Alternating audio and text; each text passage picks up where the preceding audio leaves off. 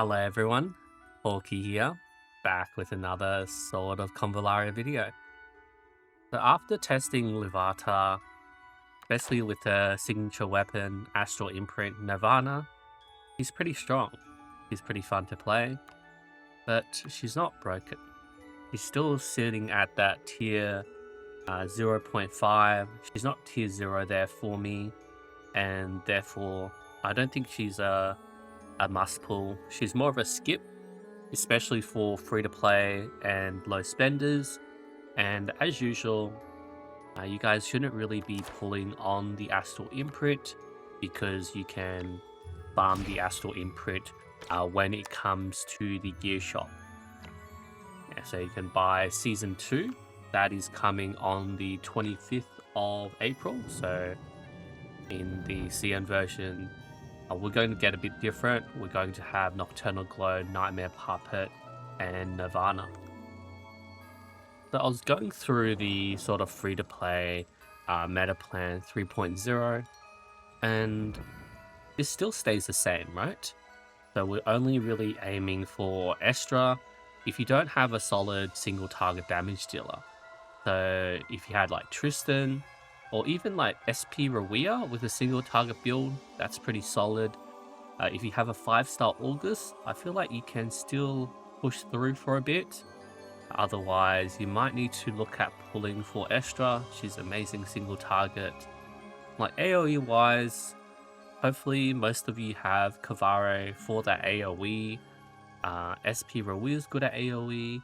Agatha does have some AoE and everything, but yeah, you don't really want to look at getting Luvata, Favia, or Team Meteor because there's really strong units coming up. We got Luffy, Aisha, SP, Nana. They're all really good units compared to everyone else, and those are the must pulls I sort of recommend for free to play and low spenders.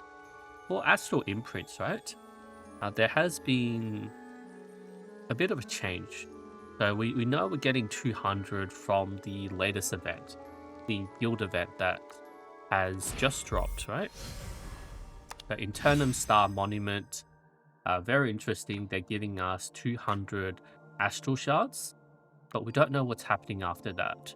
I think what's going to happen is after we get this 200, we might be getting the Voyage of Discovery. And Voyage of Discovery is going to drop 450 Astral Shards for us. So that's pretty good. I think that would push us to... Because we skipped a week, right? We skipped a week of 150. And then if we get 200 plus the 450 for... I don't know how to calculate this because for 4 weeks. So technically we get like another 300 because the other 150 gets pushed over to the next month. Yeah, probably something like that. Maybe I should add like another column there to see like how much Astral Imprints we get. But yeah, we're probably going to get around 500 because we're getting 200, and then we already had the first week of nothing. Second week is 200, and then the 3 weeks after that, 2 of which will be in this month, will be like 150, 150, 150. Yeah, that makes sense. So 300 plus 200 for this month of April. We'll be able to buy the Season 1, and they told us the Season 2 would drop on the 25th of April. So it was in the events here, the notifications. Where was it? With NIRVANA, right? Yeah, so arrivals in the gear shop, Astral Forge, Night Ash, Nocturnal Glow, Nightmare Puppet, or NIRVANA will be available for purchase. And this would also mean that they'll show up in the Cornucopia shop as well.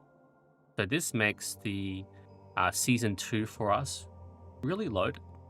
Like we'll be getting Nocturnal Glow, Nightmare Puppet, which are really awesome. You do want to push at 5-star for SP Sophia and Kavare. And NIRVANA is going to be really awesome for Luvata. I feel like NIRVANA by itself, if you don't have Levata, you probably don't even need it. Like, it's nice to do like burning tiles at like low stars. If you have a Levata, you might really want to push this at 5 stars for her to hit her maximum potential, or you might just continue to look at getting season 1, like, 1 star at least if you have Pamina, and then getting like a second or even a third Shield Justice is really good because it does give us the most physical magic attack, and you can roll 1 for physical, roll 1 for magic. The Blood Luxite Amulet is really good as well to look at building a second one, because for Tristan and like SP and Nana, you want like a physical rolled one, but for other magic dealers, you want a magic attack built one there. And remember, we do also look at, we also get free Astral imprints from events sometimes. So currently with our Beryl check-in event, Beryl's Adventures in Wonder Lake Adventure here, we do get 1 of these randomly, right? So they'll eventually look at giving us like the season 2 ones, the season 3 ones, and so on. So we also have to look at taking that into account. The other thing is, for those who are buying the Cornucopia Pass, I do recommend only using the Cornucopia fruit once you stopped like pulling on that season. Like if you think that you already maxed out Pamina's Spear, Shield of Justice, you got the number of stars and the amounts that you want, then you can look at using the Cornucopia fruit there. Also, if you are looking at like skipping that seasons of Astral Imprint, I know, like maybe season 3, that's going to be season 3, Life Fondness, Cage Mask, Barbecue Hammer. Like season 3, it's pretty done. Like, it's Favia, Estra, Meteor Team, but you don't really need any of these. These are pretty... Actually, I did recommend 5 star. I'll delete it. Like, I think I'll just put like NA on everything. Like, they're just not that good. So season 3, you pretty much skip, and then maybe season 4 is going to be Kia, Luffy, and someone else, and you can use like all your Cornucopia fruit to get like Luffy's one or something like that. That's the other sort of consideration for Cornucopia fruit. Just aiming for 1 Astral imprint out of the season instead of just like repeatedly buying it to get random pieces there. So that's what I'm considering there. But let me know your thoughts. I think there's going to be another Astral imprint after Luffy's one, like in season 4 maybe. Maybe Shakalulu gets an Astral imprint. I don't know. Yeah, and Shakalulu. Then we still have like Ayesha, Afra, SP, Nana. Maybe Senshi's getting one? I don't know. Senshi doesn't have an Astral imprint. I doubt he'll get one. But I'm just putting it out there anyway. And then, actually, like, there'll probably be, like, the collab ones together, and then, like, Nidia, yeah. Or maybe they'll push, like, Nidia up to have her early. I don't know. Think things might change. We'll still have to wait and see. And yeah, Taiwan still don't have the Nirvana, so it's just us at the moment. And I think our season 2 pool is really strong. Like even using Nirvana on other units, I did some testing. It was pretty cool. Especially like if you want to cheese stages with the Burning Fire tile, and Happiness does reduce this cooldown. It's only 2-turn cooldown at 5 star, but if you had it like 3 star or lower, it is a 3-turn cooldown.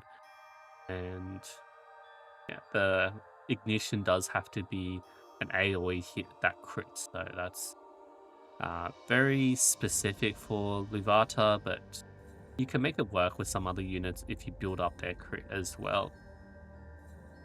Alright, so those are my thoughts for free-to-play and low spenders.